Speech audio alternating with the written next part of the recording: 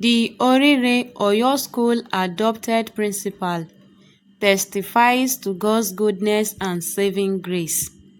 Watch this video till the end as she narrates all that happened to her in the captivity, and kindly type "Thank God" for her safe return in the comment section. You cannot imagine how many times I have imagined this, how many times I have dreamt it. So I thank God that God has brought it to pass.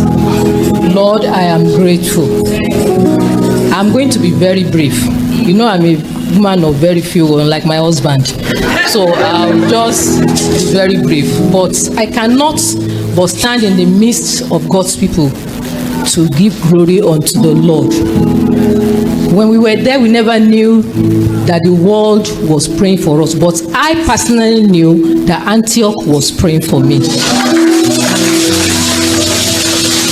I was so convinced that every Sunday, especially prayer Sunday, I will know that indeed prayers are being offered on my behalf and others.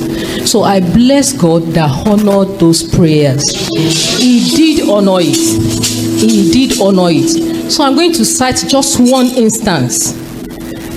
Apart from seeing the hand of God right from the beginning, the 7th week was the hardest for us all. That was when the troop increased their hair rates. It was so intense and persistent that at a point, the fear of the bandits became secondary. We were just praying that missiles will not be accidentally dropped on us. But God kept us because we were so exposed, only covered with polythene bags and grasses. So amidst that fear, God consoled our hearts. And that week, it started on Monday. They had told us the previous week that the governor said that before Friday the next week we will be released. So we were calm. But when the hearing started on Tuesday, they become so furious. So towards the end of that week, the commander came, said, "Principal, come." I was already shaking because I know what that could mean. So immediately I got there and said, "See what your government has done. I'm going to kill one of you today." Hey, I just fell down, rolling on the ground. I brought 4 men. There are only 2 remaining. You still want to take another one? I already know that the knowledge of the other 2 will continue to haunt me for a long time. I was just rolling on the ground.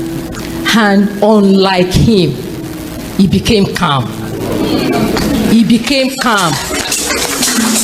He said they should call me, that when he left our place, that I should come. He said, "Now that the government has been doing this, what do you want us to do?" I said, "What you asked for is beyond any of the victims' family. Just ask for what we can run around for." He said, "Okay, I will send your message." I thought that had gone. Later in the night, we started hearing shovels walking. My men, the 2 of them, were shouting, "Mama, Mama ti ń lo shovel, amonguro shovel." Mo ní wọ́n ń ṣiṣẹ́ kan lọ́wọ́ ni. I was crying as I was saying because we all knew what that meant. They were about to bury another person. So those 2, they were shouting, they were pleading, "Mama, ẹ bá wọn sọ̀rọ̀." Mama kí ni mama fẹ́ ṣe? But to the glory of God, that night they just asked us to move because they could no longer stay in that place. The hearing was so intense that if a child wants to ease himself, he will be asked to stay there. And they said, "Mama, principal, tell them we are ready to sacrifice any one of them if they make noise. They cannot kill all of us." How do you tell a 1 year, 3 months baby that do not cry?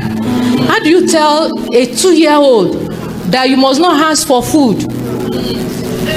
Those period, they were not free to prepare food because they were afraid that smoke we rat them out.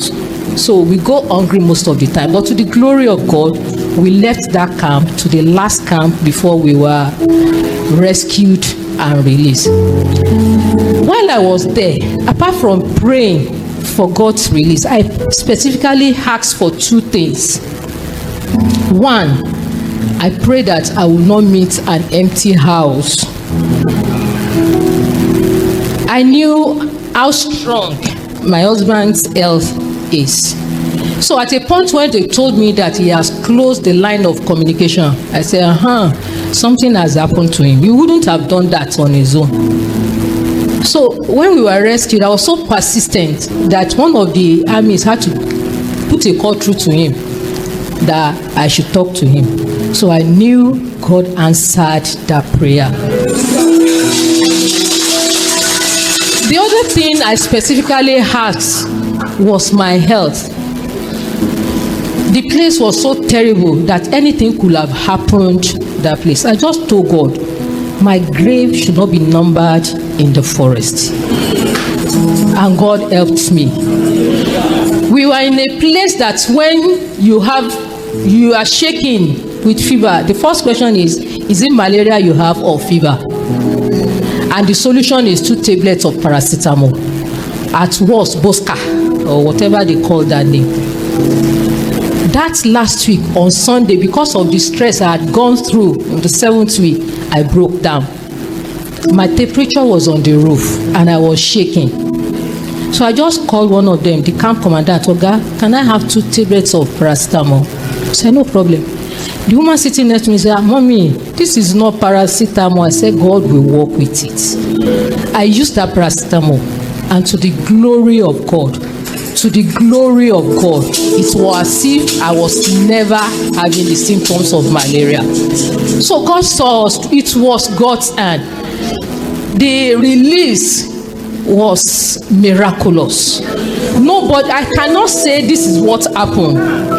And just like that man in Luke who said, Top, they were asking him, this man is a sinner, this man is this man. I said, I don't know, but what I know, I was blind, but now I can see. I know that I was incarcerated for a period of time, and at the right time, God rescued me and brought me into the midst of my people. So I give glory unto the Lord. I thank God for what He has done. My family cannot thank Him enough. My whole life cannot thank Him enough. But I give glory unto Him. I thank God for this church. I thank God for this church. I thank God for this church. I thank God for this church. We are grateful. We are grateful. We are grateful. We are grateful. We are grateful to everybody. Daddy, the Lord bless you. We are grateful. We are grateful. May the Lord accept our thanks in Jesus' name. Ẹ wá o, Ọlọ́run wa.